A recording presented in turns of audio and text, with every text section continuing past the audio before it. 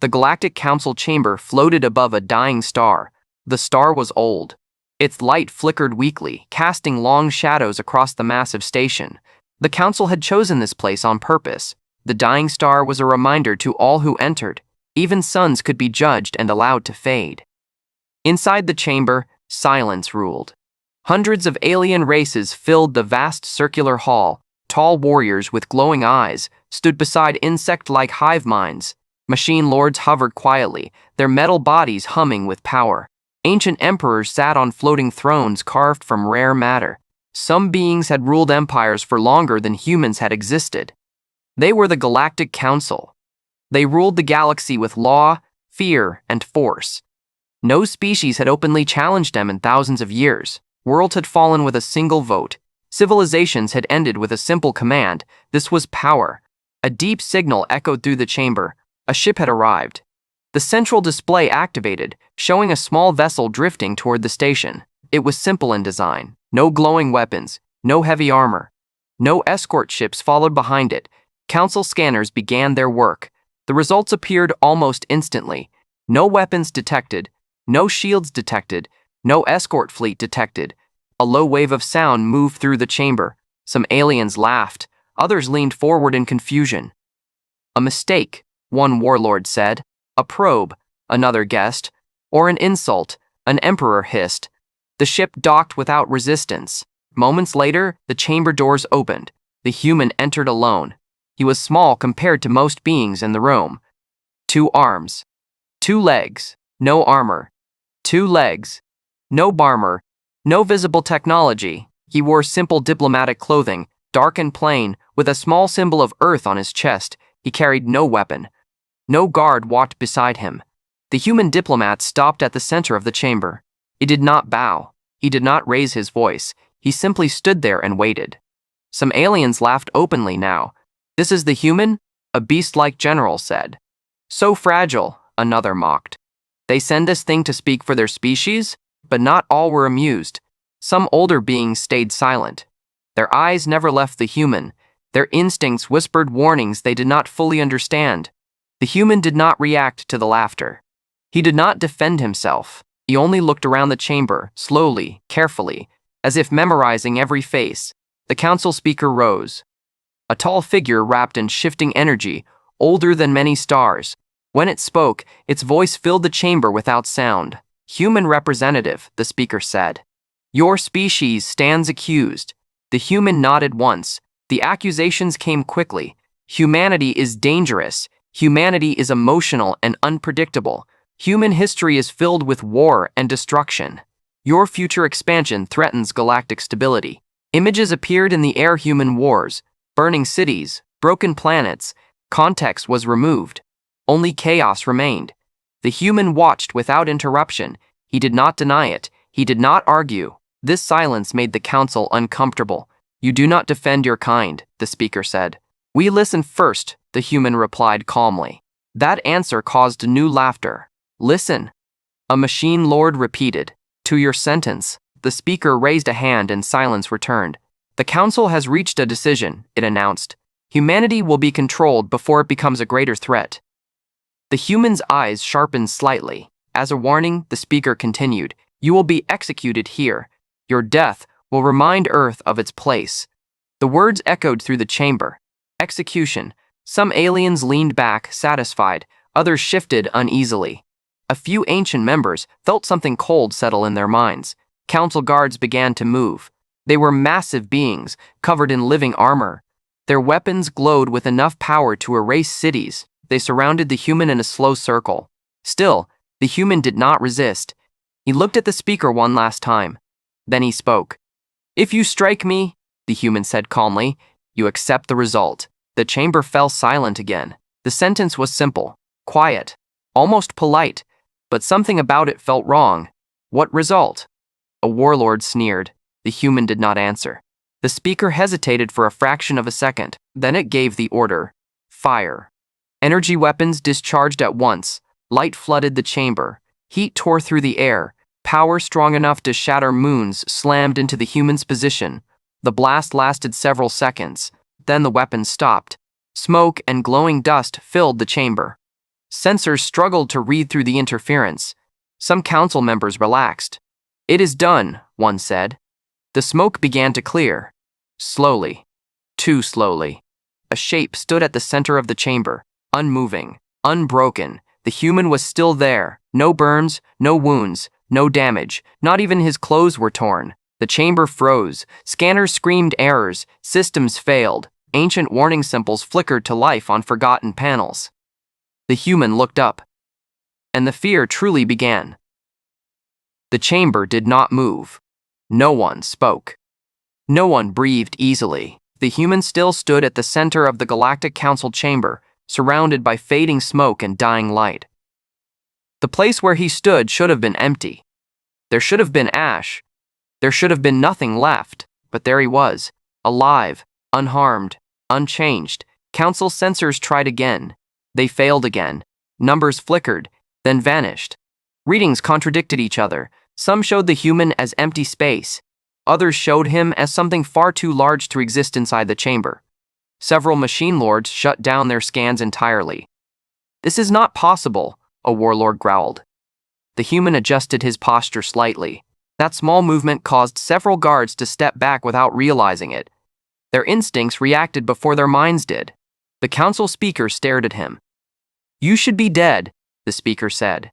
The human nodded calmly. "Yes," he replied. "That is what usually happens." Anger spread across the chamber. Guards raised their weapons again, this time charging them higher. Much higher. Power levels climbed past safety limits. Warning symbols flashed across the guard's armor. "Enough," shouted an emperor. "Erase him completely." The speaker hesitated only a moment. Fire again. The second attack was worse. Energy lanced through the chamber like lightning. The air screamed, gravity bent, the floor cracked under the force. This time, the blast was meant to erase not just the human but the space around him. The light was blinding. Several weaker beings collapsed.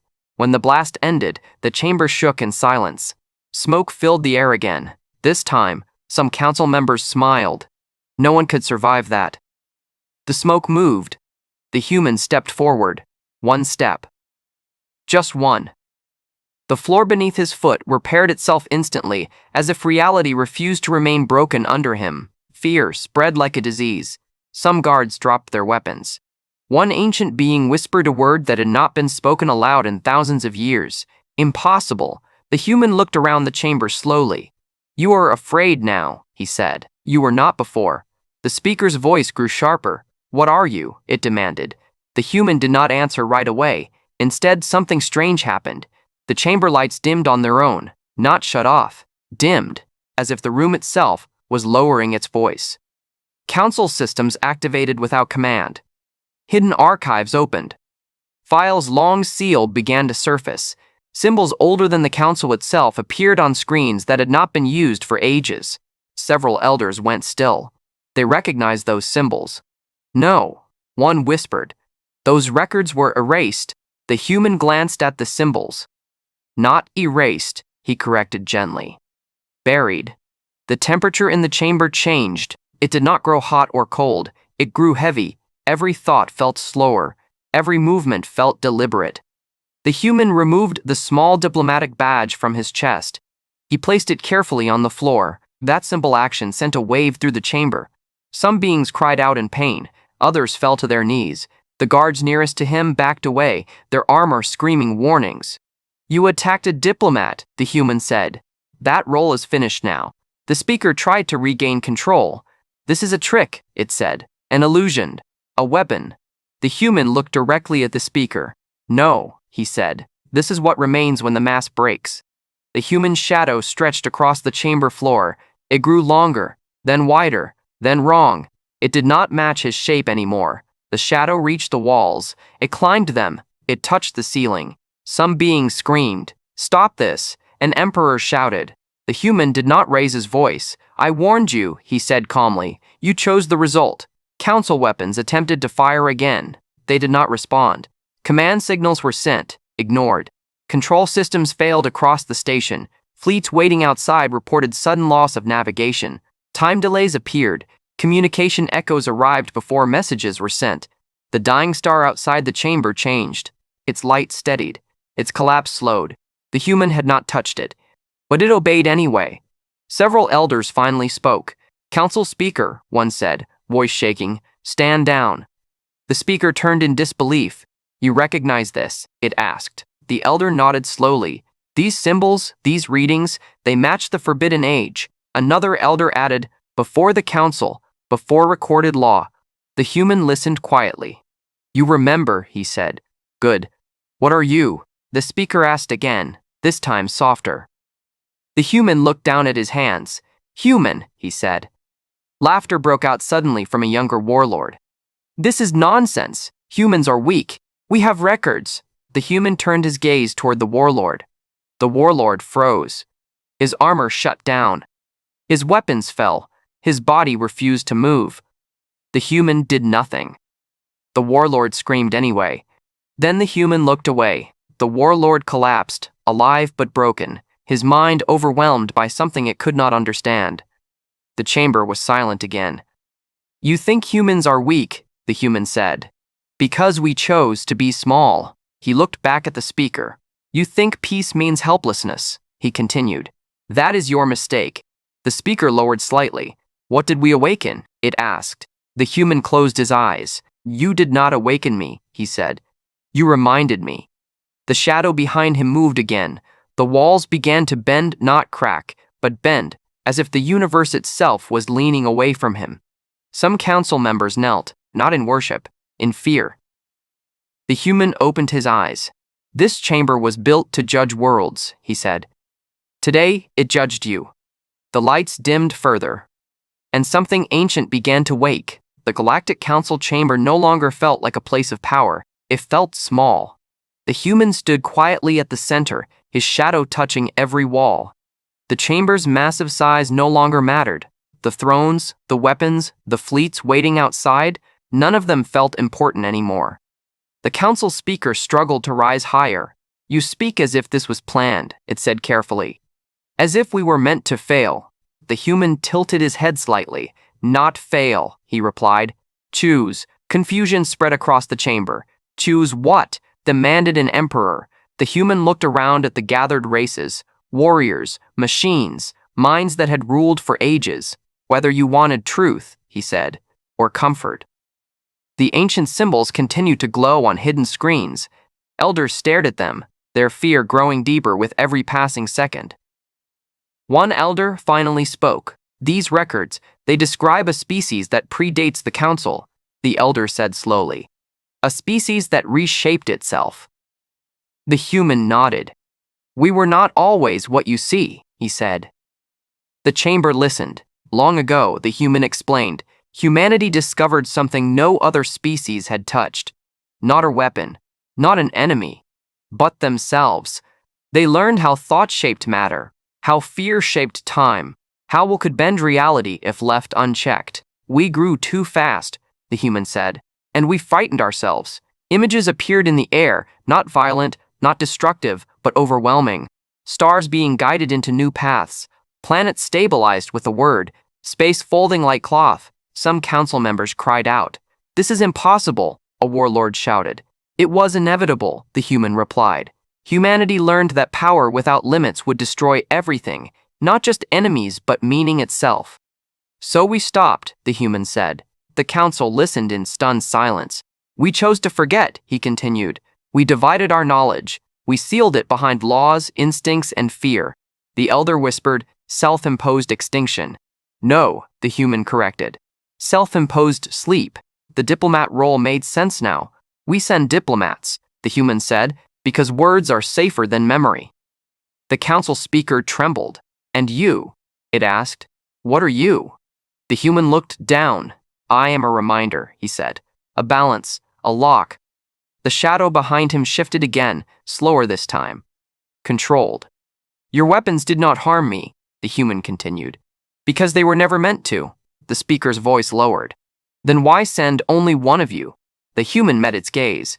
"Because one is enough," he said, "if treated correctly." A heavy silence followed. The elder councils finally understood. "You isolated yourselves," one said. "Not because you were weak, but because you were dangerous." The human nodded. "To ourselves most of all." The dying star outside pulsed softly. Its collapse continued to slow, not stop, just slow enough to survive. The human had not raised a hand. "You rule by force," he said to the council. "We rule by restraint." A younger species tried to flee. The doors would not open. Not locked, just unwilling. Fear spread fully now. "You have no right," a machine lord shouted. "We are the council." The human looked at the machine. "You were," he said. Reality shifted again, not violently, not loudly, but undeniably. The council chamber's systems rewrote their own priorities. Authority symbols flickered and vanished. "What are you doing?" the speaker demanded. "Correcting an imbalance," the human said. Several elders knelt, not out of worship, out of understanding. "You tested us," the human said softly, "as many have before." The speaker's voice broke. "And the others?" it asked. "The ones before us?" The human's face darkened. "They did not stop." A cold truth settled over the chamber. "You survived," the speaker whispered. "Yes," the human replied, "because you hesitated." The shadow behind him shrank slightly. The pressure eased just enough for some beings to breathe again. "I do not wish to rule you," the human said. "I do not wish to destroy you." The council speakers stared. "Then why reveal this?" The human's answer was quiet. "Because you tried to kill a boundary," he said. "And boundaries respond." The ancient symbols began to fade. "You will forget some of this," the human added. "Your minds will protect themselves." Several beings looked relieved. "But you will remember one thing," he said. The chamber leaned in. "Humanity does not threaten the galaxy," the human said. "Humanity protects it from what we could become." Silence followed. The dying star outside stabilized fully now. The human's shadow finally matched his shape again, but the fear remained. The council speaker lowered itself completely. "What happens now?" it asked. The human stepped forward once more. "Now," he said, "you decide whether this was your last mistake." The lights dimmed further. Something deeper stirred. Not awake yet, but listening. The Galactic Council chamber no longer felt real. The air did not move as it should. Sound carried too far, then not far enough. Every being inside felt the same pressure, like standing at the edge of something vast and unseen. The human stood still, but the space around him did not. Reality bent in small, careful ways. Light curved slightly when it passed him. Shadows hesitated before touching his feet. Even time felt uncertain, as if it was waiting for permission to continue. The council speaker lowered itself completely now. "What are you becoming?" it asked, its voice no longer commanding, only afraid. The human did not answer right away. He closed his eyes. The chamber darkened. Not suddenly, not violently, slowly, as if the universe itself was dimming the lights out of respect or fear. When the human opened his eyes again, they reflected stars, not images, actual stars. Several beings screamed. Others could not look away. The human's form began to change. Not in shape, not in size, not in ways that could be measured. He became harder to define. His outline blurred, then sharpened, then blurred again. Anyone looking directly at him felt dizzy, as if their minds could not agree on what they were seeing. "He is destabilizing the chamber," a machine lord cried. "No," an elder corrected softly. "The chamber is stabilizing around him." The difference was terrifying. The floor beneath the human glowed faintly, not from heat, but from alignment. Cracks sealed themselves. Damage from earlier attacks reversed, as if the chamber refused to remember harming him. Outside the station, fleets reported complete loss of command authority. Weapons would not arm. Engines refused unsafe jumps. Entire armadas drifted helplessly, guided by forces they could not see. The human did not move. He did not need to. "You forced memory back into us," he said calmly. "This is what memory looks like." A ripple passed through the chamber. Several council members collapsed. Not dead, not injured, but overwhelmed. Their minds struggled to exist in the same space as something this old. The human raised one hand, not to attack, to steady. The pressure eased slightly. "You're not here to destroy us," the speaker said, almost pleading. The human lowered his hand. "No," he said. "If I were, you would already be gone." That truth was worse than a threat. An emperor tried to speak, but his voice failed. He fell from his throne trembling. The human turned his gaze toward him.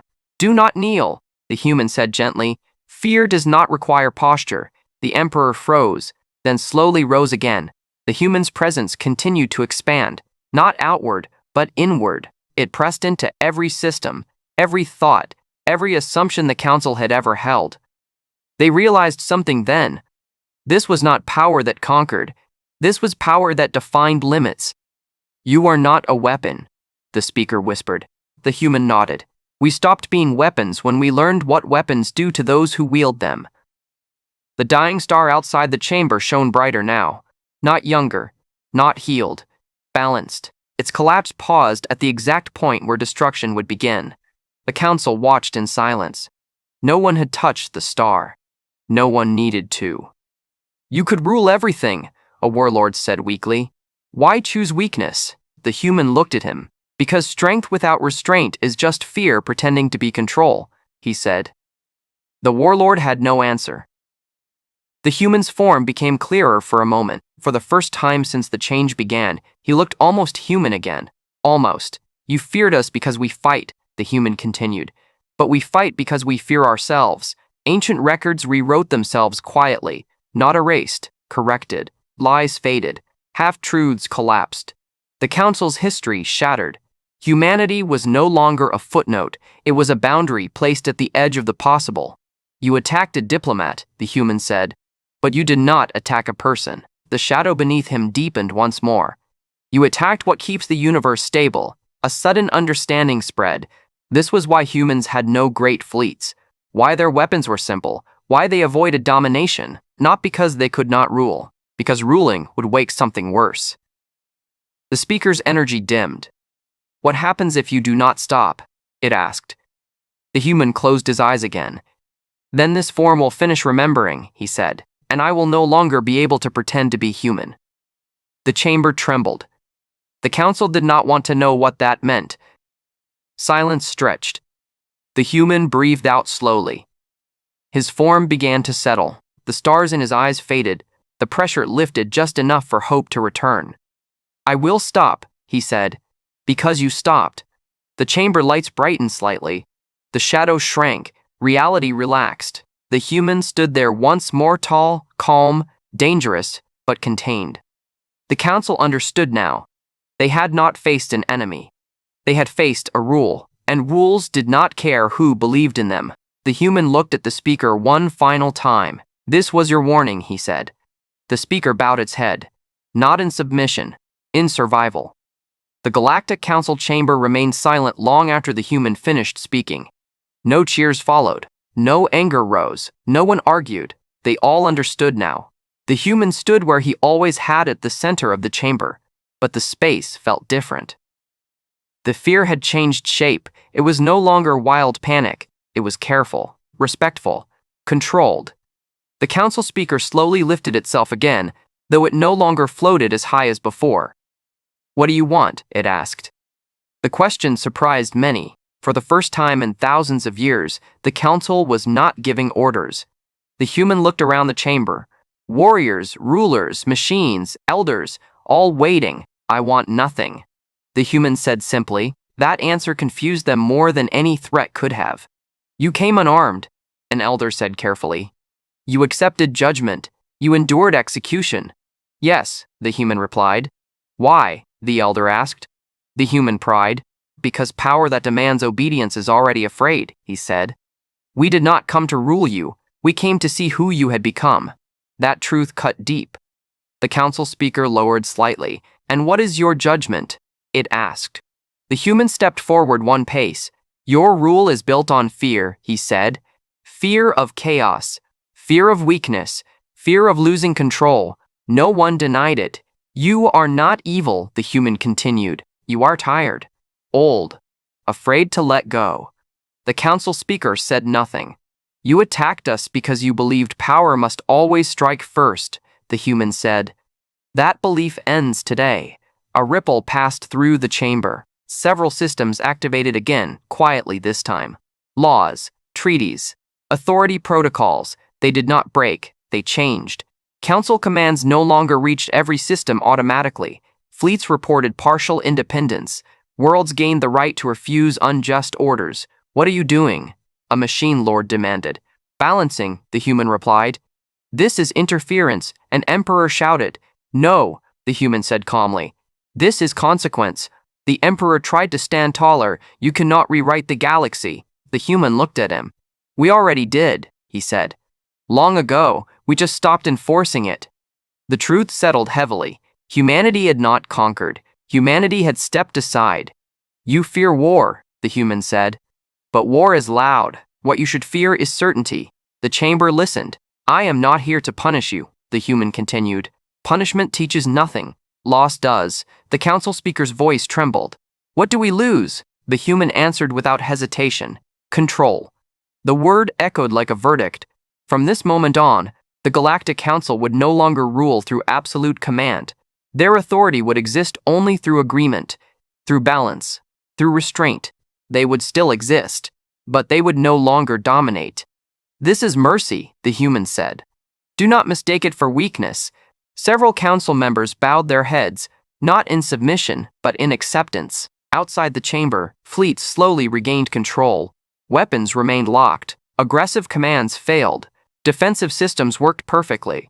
The galaxy itself had accepted the change. The human reached down and picked up his diplomatic badge. He looked at it for a long moment. Then he placed it back on his chest. "The role of diplomat is not over," he said. "It is restored." The council speaker looked at him. "And if we forget this lesson?" it asked quietly. The human met its gaze. "Then another reminder will come," he said, "and it may not be as patient." The chamber understood. The human's presence began to fade, not disappear, but soften. The pressure lifted. Time resumed its normal flow. Reality relaxed its grip.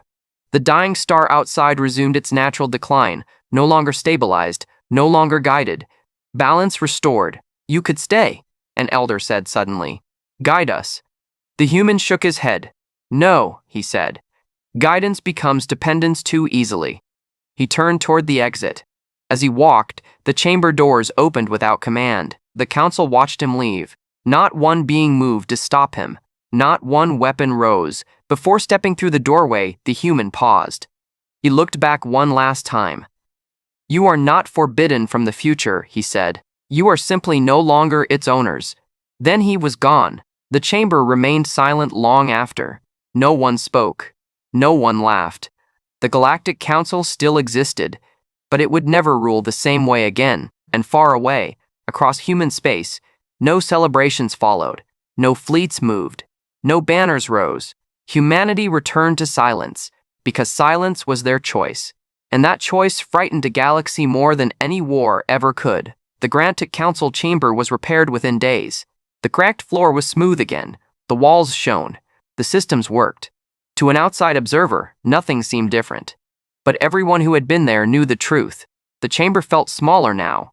The council gathered again, but they did not sit the same way. Thrones hovered lower.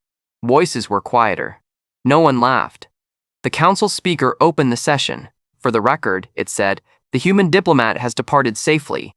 No objections followed. No one questioned the statement.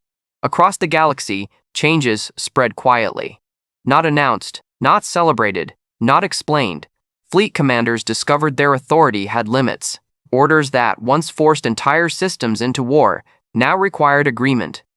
Worlds once silenced found their voices returning. The council still existed, but it could no longer command fear. Ancient elders met in secret chambers, opening records they had hoped never to see again. They spoke of humanity in careful words, not as rulers, not as gods, but as boundaries. "Younger species must never provoke them," one elder said. "Not because they will strike," another replied, "but because they will stop holding back." New star maps were updated. Human space was no longer marked as insignificant. It was marked with a single phrase, "Do not fort." No explanation followed. On human worlds, nothing changed. Cities functioned. Ships traveled. People argued, worked, laughed, and worried about small things. No one announced victory. No messages were sent to the galaxy. Humanity returned to silence, because silence was safety. Far from the council, the human diplomat stood alone aboard his small ship. The vessel drifted quietly through open space. He removed his diplomatic badge and placed it on a table. For a moment, he looked tired. Not weak. Tired. The memory of what he had held back lingered like a shadow behind his thoughts. He did not regret it. He never did. A signal appeared on his console, a message from Earth. Only one line, status. The human paused. Then he replied, boundary maintained. The signal ended, the ship turned toward home. Behind him, far across the galaxy, rumors spread. Some claimed the human was a god, others said he was a weapon. Many refused to believe the story at all. But the elders knew better. They remembered the pressure, the silence, the feeling that reality itself had been watching. Years passed, then decades. The galaxy did not fall apart without absolute control. It adapted. Wars became rarer. Not gone, but rarer. Fear no longer had permission to decide first, and every time a ruler considered striking humanity preemptively, old records resurfaced, memories stirred, and hesitation followed. One young species once asked an elder, if humans are so powerful, why do they hide? The elder answered carefully, because hiding is the hardest form of restraint.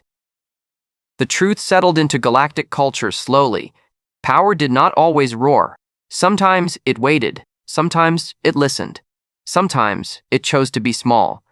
And that choice mattered more than conquest ever could. Long after the council chamber incident faded into legend, a single line remained in the deepest archives, unchanged, unedited, and untouched. It was not a warning. It was advice. If humans arrive with words, listen. If humans arrive without weapons, do not force them to remember why. The galaxy learned, not all at once, but enough, and somewhere in the quiet dark, humanity remained what it had chosen to be. Not rulers, not destroyers, but the final line between order and something far worse.